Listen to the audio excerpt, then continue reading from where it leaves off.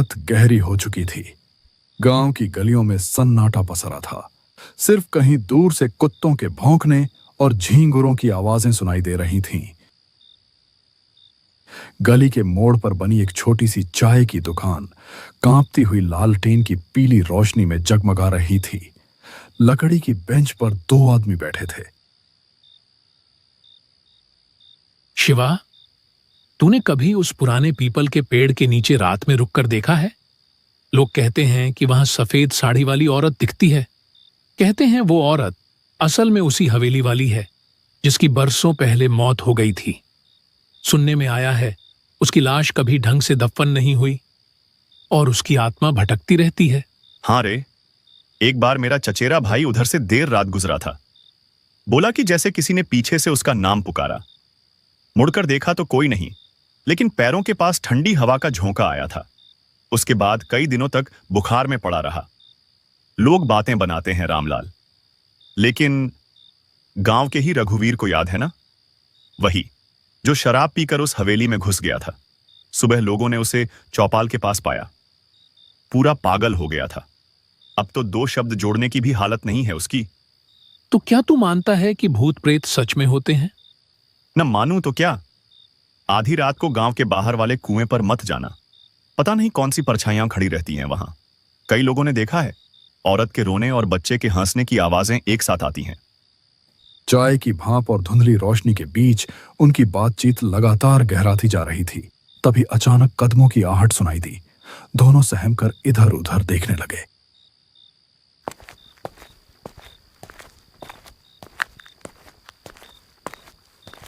गांव के सन्नाटे को चीरता हुआ उनका तीसरा दोस्त वहां आ पहुंचा।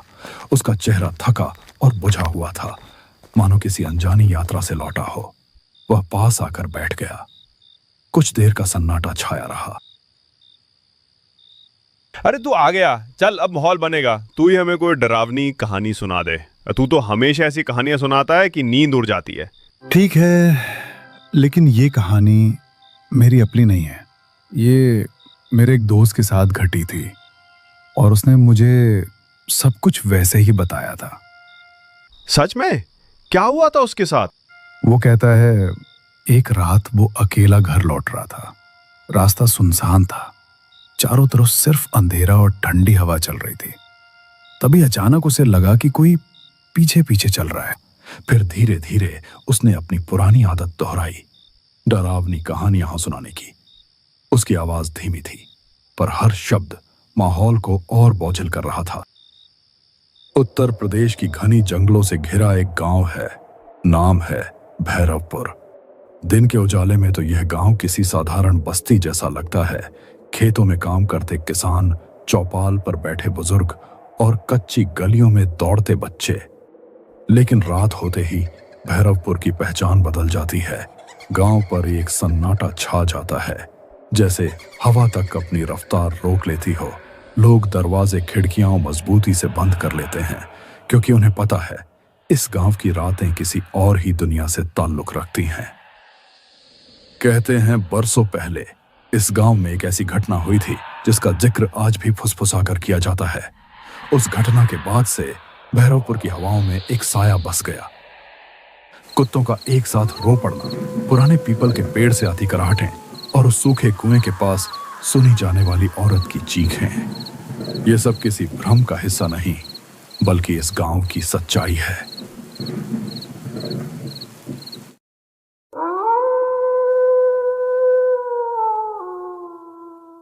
रात का वक्त था। लगभग 10:30 बज रहे थे।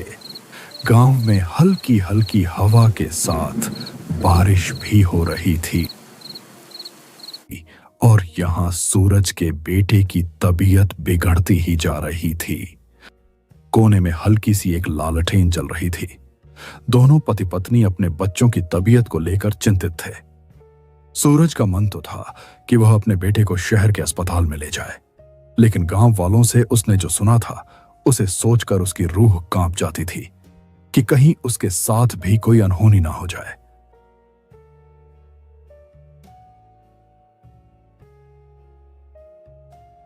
सुनिए जी, बाबू की हालत बिगड़ती जा रही है। कुछ कीजिए, वरना देर हो जाएगी। हाँ, अब और रुकना ठीक नहीं। मैं बाबू को लेकर साइकिल से ही शहर के अस्पताल निकलता हूँ। अकेले? रात का वक्त है जी, रास्ता सुनसान है, मुझे बहुत डर लग रहा है। डर मुझे भी है, पर बाबू की जान से बढ़कर कुछ नहीं। चाहे रास्ता कैसा भी हो, मैं उसे शहर जरूर ले जाऊंगा। हिम्मत रखना। तुम घर पर बाबू की मां बनकर दुआ करना।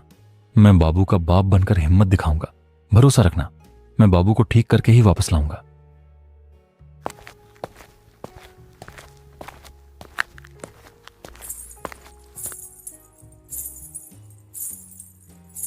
उस रात एक पिता अपने बेटे की जान बचाने के लिए एक ऐसे खौफनाक सफर पर निकल पड़ा था जहां कदम कदम पर खतरा था। इस गहरे अंधेरे के बीच साइकिल चला रहे सूरज के मन में डर बढ़ता जा रहा था। इस डर का कारण था शहर की तरफ जाने वाला यह इकलौता रास्ता। बारिश अब और तेज हो चुकी थी। बूंदें सूरज के चेहरे पर पड़कर जैसे उसे बार बार चेतावनी दे रही थीं, लेकिन उसके पास ठहरने का वक्त नहीं था। बेटे की सांसें भारी हो रही थीं।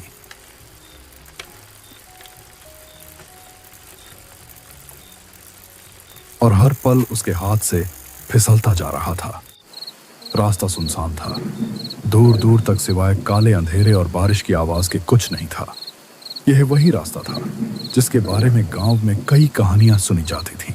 लोग कहते थे कि इस रास्ते पर रात में कोई परछाई चलती है, कोई अजीब सी परछाई जो साथ साथ चलती है और अचानक गायब हो जाती है। सफर अभी बहुत लंबा था, इसीलिए सूरज अपनी साइकिल तेज चला रहा था ताकि वह जल्दी शहर पहुंचकर अपने बेटे की जान बचा सके।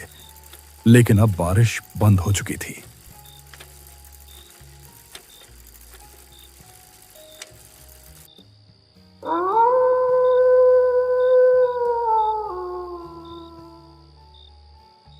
थोड़ी दूर आगे जाने पर सूरज को रास्ते में एक औरत बैठी हुई दिखाई दी। सूरज को यह देखकर बहुत आश्चर्य हुआ कि उसे रास्ते पर इतनी रात को कोई क्यों बैठा है। बेटा जरा रुक जा, ये टोकरी भारी है, मेरे बूढ़े हाथ कांपते हैं, उठा नहीं पा रही। अम्मा, मेरा बाबू बीमार है, मुझे जल्दी शहर पहुंचना है, वरना उसकी हालत और बिगड़ जाएगी। माफ करना अम्मा, अभी मेरे पास जरा भी वक्त नहीं है। अरे तू तो नेक लड़का लगता है, मेरी मदद कर दे बेटा, तेरे सिर पे दुआ रहेगी। ठीक है, आप अकेली हैं इतनी रात को। अच्छा बताइए कहाँ रखना है टोकरी, मैं उठा देता हूं। सूरज टोकरी उठाने की कोशिश कर ही रहा था, तभी उसने देखा कि वहां तो कोई है ही नहीं। उसका दिल जोर जोर से धड़कने लगा। हे भगवान, ये मैंने क्या देखा? अभी तो यहीं खड़ी थी अम्मा, फिर अचानक कहां गई? नहीं नहीं, ये जगह ठीक नहीं है। डर और बेचैनी उसके चेहरे पर साफ झलक रही थी।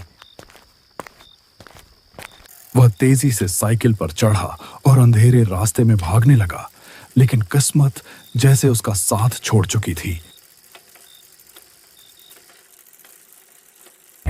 मुझे यहां से निकलना होगा, बाबू की हालत और बिगड़ रही है, जल्दी शहर पहुंचना है।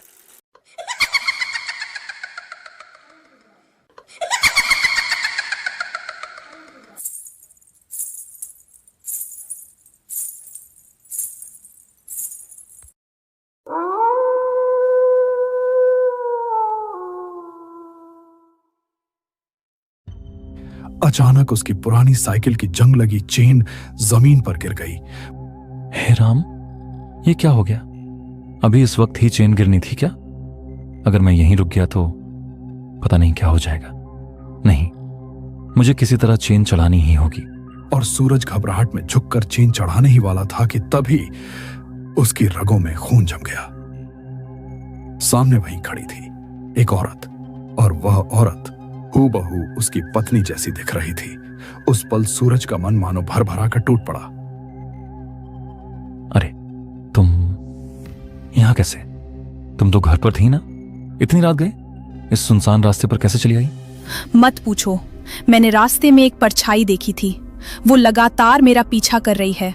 मैं डरी हुई थी, इसलिए भागकर तुम्हारे पास आ गई। जल्दी करो, हमें यहाँ से निकलना होगा। बाबू को मुझे पकड़ाओ, मैं उसे संभाल लेती हूँ। तुम साइकिल ठीक करो। परछाई, ये कैसी बातें कर रही हो तुम? लेकिन अगर तुमने सच में देखा है तो मामला गंभीर है। अच्छा, तुम बाबू को थामो, मैं चेन लगाता हूं। हाँ, जल्दी करो, वो कभी भी यहाँ आ सकती है। उसने सोचा शायद उसकी पत्नी ही है जो किसी तरह यहां तक पहुंच गई। वह कुछ पूछने या सोचने की हालत में नहीं था। थकान, डर और बच्चे की बीमारी ने उसकी समझ को कुंद कर दिया था। उसने बिना शक किए अपने बीमार बेटे को उस औरत की बाहों में थमा दिया। सूरज जल्दी से साइकिल संभाल कर आगे बढ़ गया।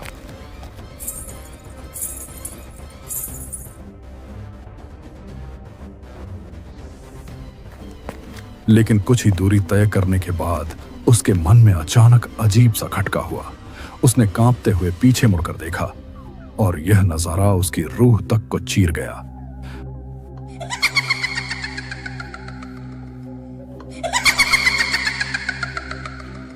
वहां उसकी पत्नी नहीं थी, सामने वही था जिससे गांव के बुजुर्ग हमेशा चेतावनी देते आए थे, छलावा।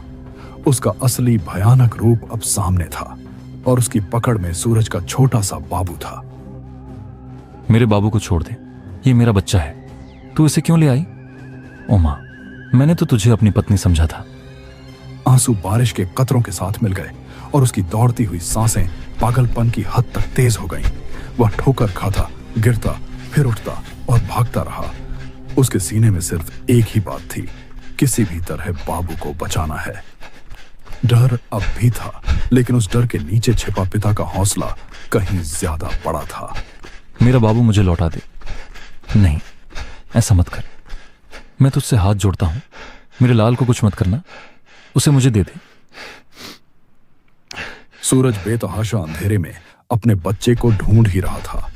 उसके कदम कांप रहे थे, दिल की धड़कनें तेज होती जा रही थीं। तभी उसकी नजर सामने पड़ी।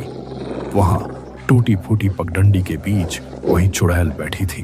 उसकी गोद में वही बच्चा था जिसे सूरज अपनी जान से भी ज्यादा चाहता था। लेकिन उस वक्त उसके चेहरे पर एक रहस्यमयी मुस्कान थी, मानो वह जानती हो कि सूरज का डर अब उसके कब्जे में है। नहीं, ऐसा मत कर, मैं तुझसे हाथ जोड़ता हूं, मेरे लाल को कुछ मत करना, उसे मुझे दे दे।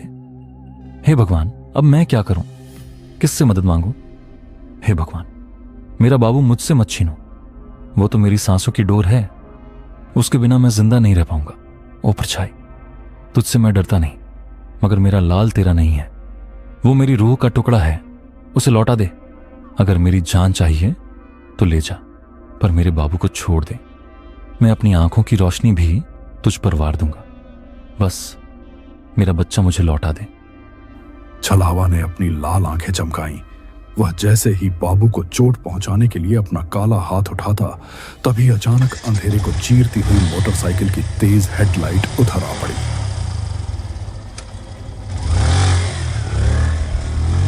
हेडलाइट की चमक और इंजन की गड़गड़ाहट ने माहौल बदल दिया।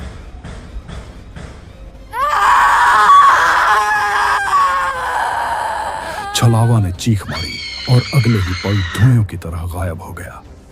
बाबू उसकी पकड़ से छूटकर जमीन पर गिर पड़ा। सूरज ने दौड़कर अपने लाल को उठा लिया, कांपते हाथों में उसे सीने से चिपका लिया और आंसुओं से उसका चेहरा भीग गया।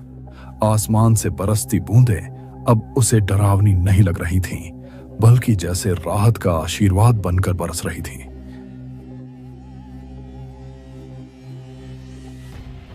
अरे सूरज, ये तू यहां इस हालत में, और ये तेरी आंखें लाल क्यों हैं?